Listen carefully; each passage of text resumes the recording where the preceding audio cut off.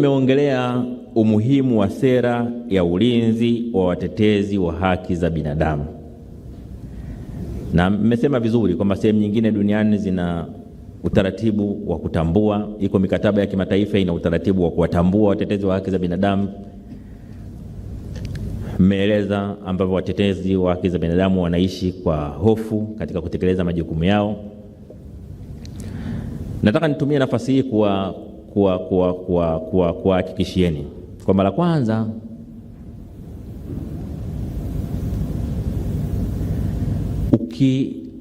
ukiona watetezi wa haki za binadamu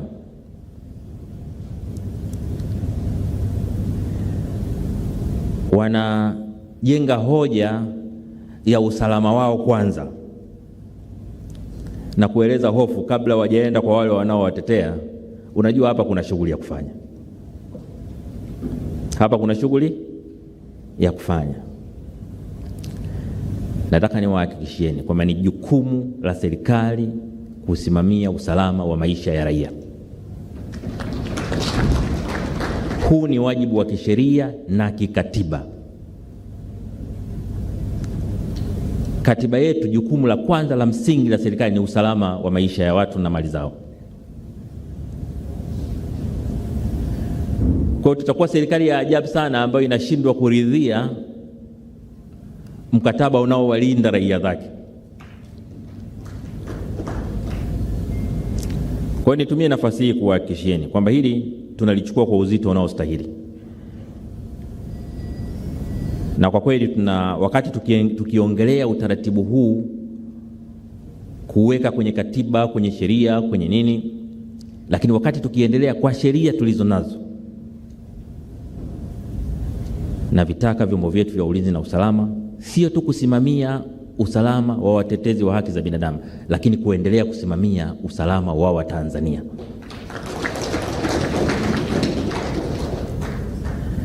Watanzania wana haki ya kuishi kwa amani bila hofu.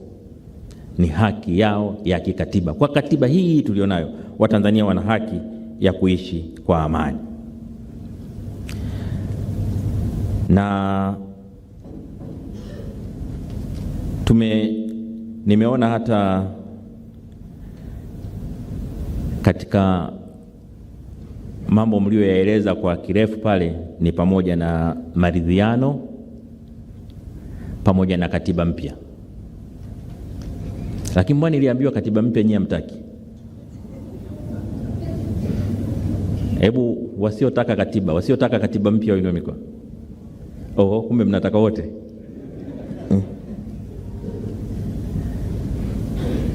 Sasa hebu niseme kidogo kwenye hili la katiba. La kwanza, ni muhimu sana watetezi wa haki za binadamu, asasi za kiraia, vyama vya siasa na Watanzania kujua kwamba sheria kuu ya nchi ni katiba. Sheria kuu ya nchi ni katiba. Majaribio ya kupata katiba mpya yamekuwepo kwa zaidi ya miaka 40. Lakini vuguvugu la kuitafuta katiba mpya limedumu likiwa kubwa tangu mwaka 92 baada ya kuanzishwa vyama vingi. Kwenye serikali ya awamu ya 4 ulianza mjadala wa katiba. Tukaweka na bunge la katiba, tulipiga hatua kidogo, alafu tukaenda tukakwama mahali.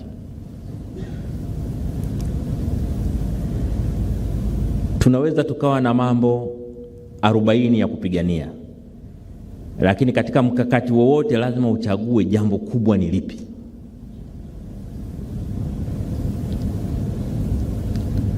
Kwa mfano sasa hivi ukisikiliza madai mengi ya watu mbalimbali,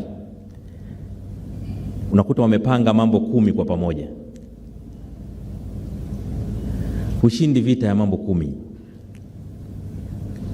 Lazima uchague kubwa linaloweza kuyabeba mengine yote ni lipi. Na katika utawala bora katika nchi, kitu kinachoweza kubeba mengine yote ni katiba.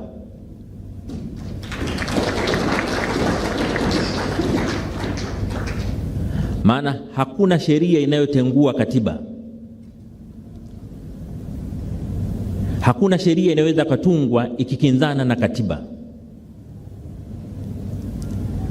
Lakini kilichokuwa kwenye katiba kinaweza kubatilisha sheria nyingine yoyote iliyopo. Ukishaunda leo katiba mpya, sheria zote ambazo zipo na zilizotangulia kuwepo zinazokinzana na katiba ile, siku ile ile ukipitisha katiba mpya zinakuwa zimekufa hizo sheria zinazokinzana na katiba.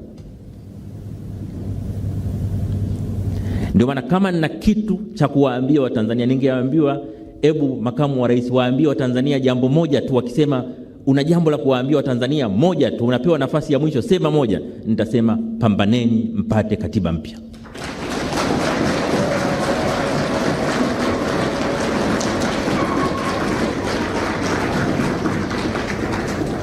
Pambaneni mpate katiba ambayo ina makubaliano ya wadau wote, katiba yenye mwafaka katika taifa,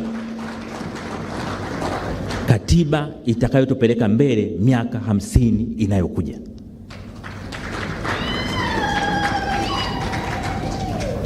Katiba ambayo kila Mtanzania popote alipo atajisikia fahari kujitambulisha, mimi natoka Tanzania. Yenye katiba inayojali maisha ya mtu, lakini pia katiba inayoheshimu haki za raia wake. Katiba inayotupeleka kwenye maendeleo, si maendeleo ya mali tuna uchumi, lakini maendeleo ya heshima na utu wa binadamu anayeishi katika Tanzania.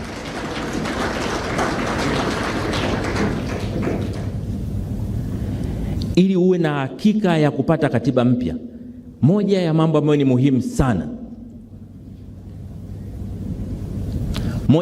mambo ambayo ni muhimu sana ni utashi wa kupata katiba wa rais aliyoko madarakani. Sasa niwaambie bila kuwadanganyeni, kwa mujibu wa katiba yetu, rais anapokaa kwenye kikao cha baraza la mawaziri, baraza la mawaziri haliamui, linashauri. Mawaziri wanapokaa na rais wanamshauri rais, rais ndiye anaamua. Kwa hata ajenda za baraza la mawaziri anayeamua ziingie zitoke ni rais. Akisema hii haitaingia miaka 100 haitaingia.